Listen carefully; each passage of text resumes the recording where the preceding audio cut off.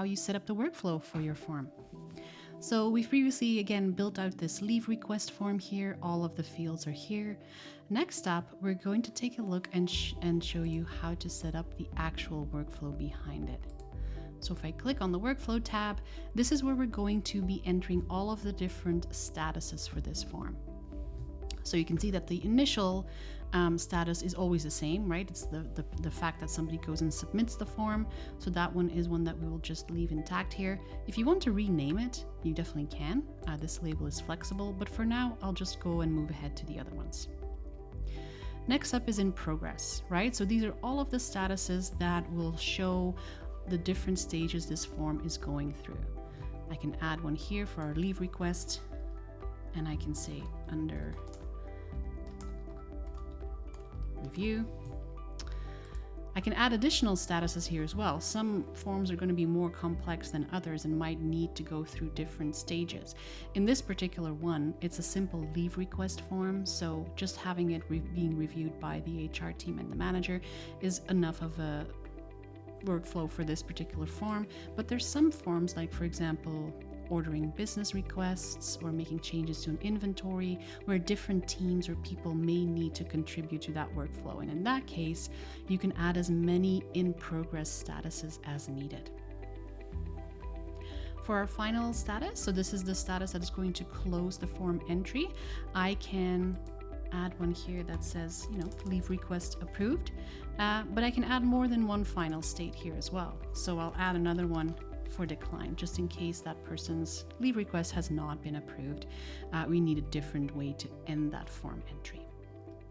If you do use ThoughtFarmer multilingually, note that you are able to, of course, change these statuses, not change the statuses, but change the labels of them by clicking here in this language drop down here. So if I wanted to have some Dutch labels for this form and the different stages, I can do that like this.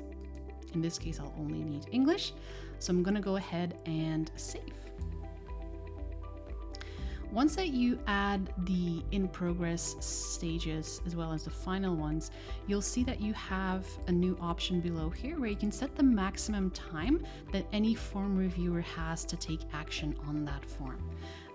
You can set it to 3 days, for example, more or less, whatever fits your workflow.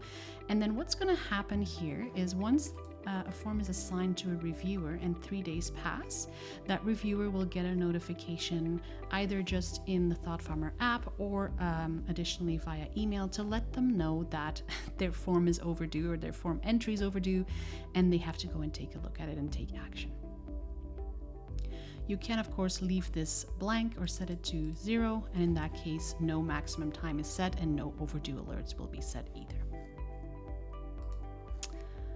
All right, so that is setting up the workflow. As you can see, it's fairly straightforward.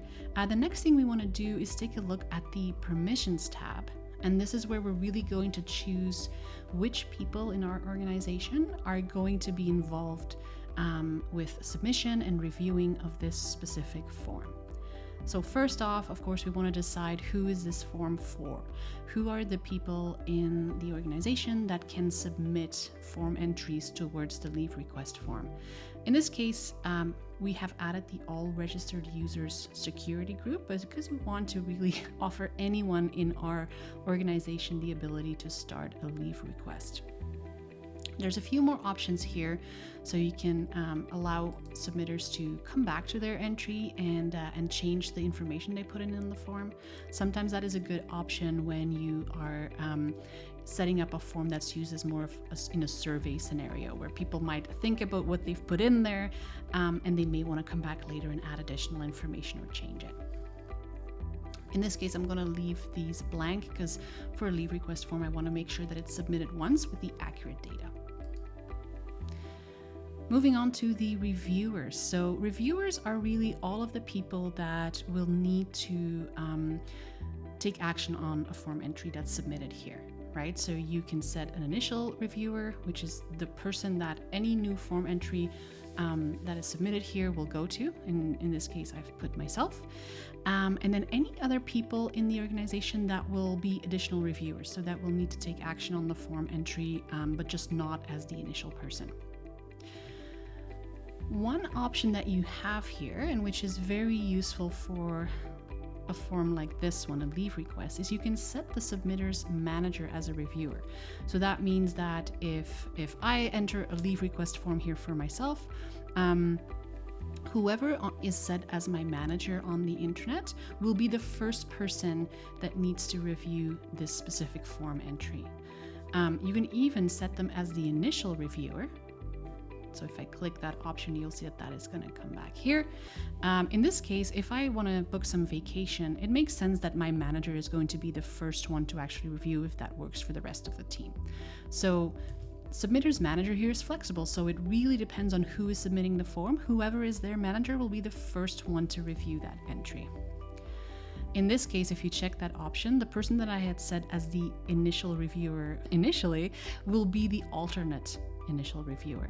So that means if somebody submits a form and they don't have a manager set in ThoughtFarmer, it will still go to myself to review that form entry initially. Another option here that's very useful is the addition of impromptu reviewers.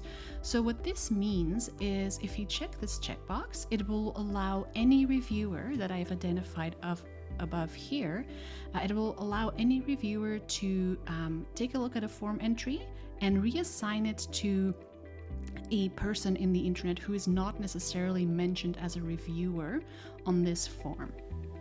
So it is very useful in case where there's just a form entry that comes in and it's maybe a little bit out of the ordinary form entry and you just need, hey, you know what, I just need to show Jane in HR this form because this is really a bit of an edge case. If I'm that reviewer, I can now assign this form entry to Jane. It's only going to give Jane access to this very specific entry that was just came across my desk. It doesn't mean that Jane has access to all of the other form entry within that leave request form. It allows a lot of flexibility when looking at and reviewing forms. So that's an option that you have here as well. Moving on, viewers. So this is something where you can define any people in the organization that would be able to review the form data or any of the data that's filled out by people in that form. It can sometimes be useful for things like when your form is used as more of a fielded data type of form. In this case, of course, leave requests are fairly confidential in nature, so I don't want to open up this form entry information to additional people. I only really want the reviewers and the submitter to have access to that information. So in this case, I'm going to leave that blank and move on to the form manager. Now, how is a form manager different from a form reviewer? A reviewer really gets the form entry in their inbox and then takes action on it. So they are able to add comments, leave notes on the form entry, and also they're able to advance the form into different stages or statuses, but they can't actually manage the form itself, meaning changing the fields, changing the permissions, changing the workflow. So a form manager really has more permissions than a reviewer. In this case, I have added all of my reviewers here as form managers as well, because I want to empower them to make changes to this form when needed, when maybe I am not available to make those changes. So I've added Darren, Trevor, and Jessica to be my co-form managers in this specific form. There we go. The last option here is to, again, and it kind of relates to the viewers option that we saw up here. It gives you the option to add any of the information or any of the form entries that are submitted in the site's search results as well. Again, for a leave request form, that is not something that we would recommend due to the nature of that information being fairly confidential. But again, in the scenario where you're using FormFlow to set up an inventory database or a contractor database, this option may make sense. Those are all the options with regards to permissions. Make sure to check out our other tutorial video where we talk about messaging and notifications to really fine-tune how people view the form and the different types of notifications they receive. We hope this has been helpful.